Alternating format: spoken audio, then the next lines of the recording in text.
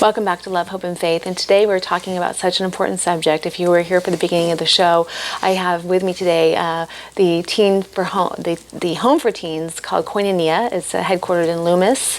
And I have with me today Iris, and she's going to share her story. But did you know that Phil just told me this, 100 teens a day die across the nation, die because of drugs and alcohol, homelessness, being trafficked. It's just mind-boggling. It's an epidemic, guys. It's an epidemic. We think about things like this happening in some other country or some other state, but it's happening right here in our state. In fact, Sacramento is one of the meccas for child trafficking, isn't it? Actually, the number one is Atlanta. Okay. Number two is Sacramento. Number two is Sacramento, people. Yes, Number it's two, horrific. it's right in our backyard, and we need to do more about it. And I've been feeling so led lately to get involved in the charge, and that's what you guys are doing. And Iris, you have a story of that. So Iris, you tell us your story, and I know you were born in prison. First of all, number one, born in prison. You'd think that that's enough of a strike against you, right? Mm-hmm. But then it kind of went from there. So tell us about that. So I don't know where to start. My mom started her addiction before I was born, so I was born into addiction. I was born into it. I didn't have anything else. My real dad didn't come into my life until I was 13 years old. I had this guy that was my dad, and he knew I wasn't his daughter, so in my opinion, I think he might have took advantage of that. And so I got into drugs. How old were you when you got into drugs? I think first time I tried drugs, I tried marijuana when I was 10 years old. Oh my gosh. But I didn't get into actually using, because I got into heroin and meth when I was about 13 years old. And I used until almost 2 years ago I stopped. And wow.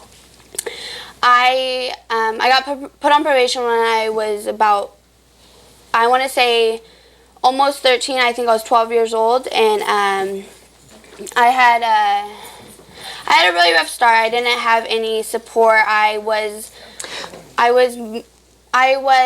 had to be adult at a really young age. Yeah, exactly. And you didn't have a childhood. No. So I'll just to kind of go back a little bit. So when you were born in prison, and then obviously then you're taken into foster care. Is that what happens when you're a baby? You're taken into foster care? My mom actually sent me with this guy named Pat. He wasn't my real dad, so like a family friend or something. Yeah. Okay. And I thought he was my real dad. I found out he wasn't my real dad. Okay. And how long were you with him? I was with him until about, I want to say, 12 years old. Okay. So during that time, you thought he was your dad for the majority of that time. Yeah. And so were you living in a family or just with him, or what was? So I was, so my mom she had another kid with him. Okay. I wasn't his real daughter, but she had another kid with him. And so I had a sister, but there was no family besides my sister. It was just me. Okay. And your mom, she still struggled during that time with her addiction. Yes, she didn't come into my. I don't think honestly she's ever been into my life. She's been there, like glitches. Like my mom would be there, then she'd be gone. She was in a really bad addiction. She was. She was just an addiction really bad, and addiction definitely took her over. So she couldn't take care of you properly? No, she couldn't. So she had her own demons she was struggling with? Yes. So then at 12, did you run away?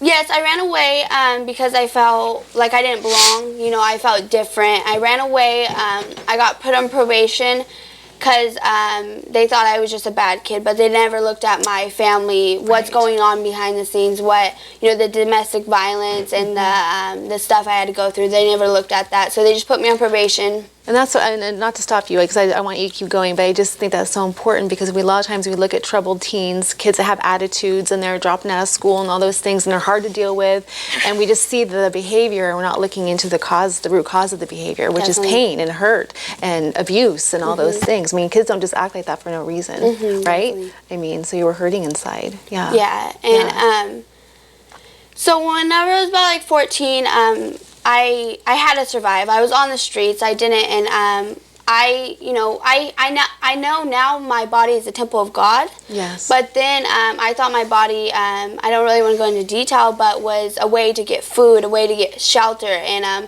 my body was just a thing. It was a thing. So my older friends got me to do stuff, you know, for money and stuff, and I definitely lost my respect and my morals for myself. Not that I had any.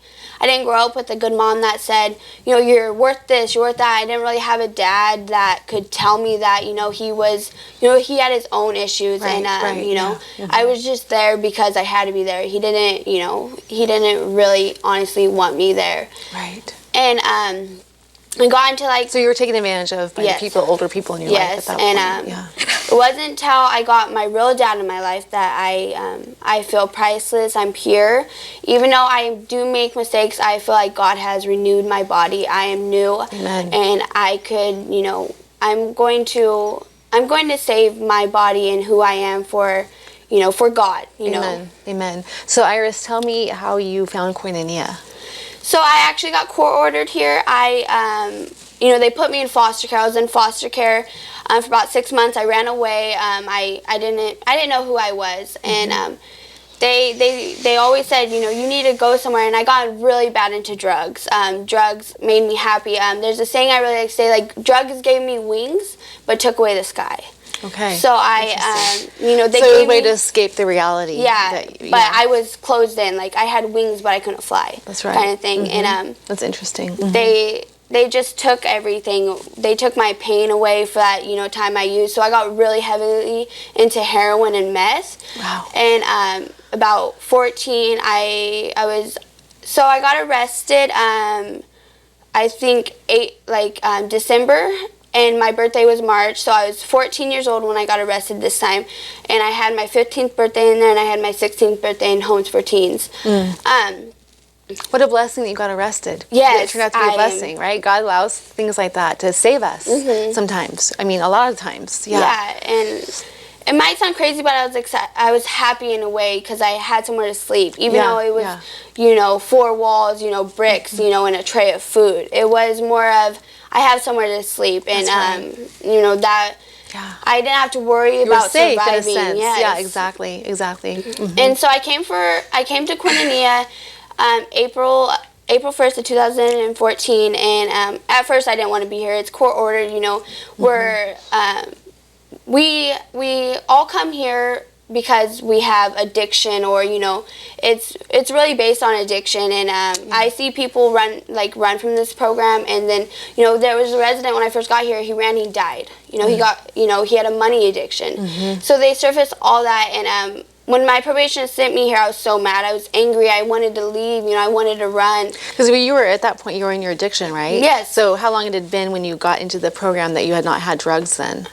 So was it a couple weeks, or? It was the same morning I used. Oh, okay. So it was, you know.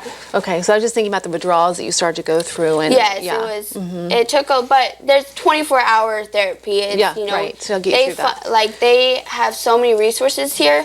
Like, it used to be like a silent cry with me. Like, I needed help, but nobody know. They know when I need help now. Like, you know, Bill became like a father figure to me, and I have all these great resources, and it's definitely, I've been in this program for like 15 months, and I'm leaving in a week to restart my life. And where are you going to be going? I'm going to Grants Pass, Oregon. And with your father, right? Yes, with my real dad. And I'm going to start new. I'm just going to make my path, you know, in God's will. Yes. And I'm just going to walk it until, you know, like, I'm always going to walk it. I'm never going to stop. What you mean. Yeah, I know what you mean. I know what you mean. And he's already using you in such mighty ways. Yes. So you went through an intensive program where it was 24/7 care and recovery, right? Yes. Group therapy and things like that, right? Okay. And so how many kids are in that program with you? So there's 30 kids altogether, but I do have my own house. So we're not all in one, you know, we have our own home. Like, it's a home, it's not just a house. And there's 5 other girls besides me, and they're all working their program. We all, it might seem like we don't get the attention. Like, I was thinking, like, there's 30 kids, like, we're not going to get the attention we need. But everybody gets, you know, their own therapy. There's never somebody in the corner sad.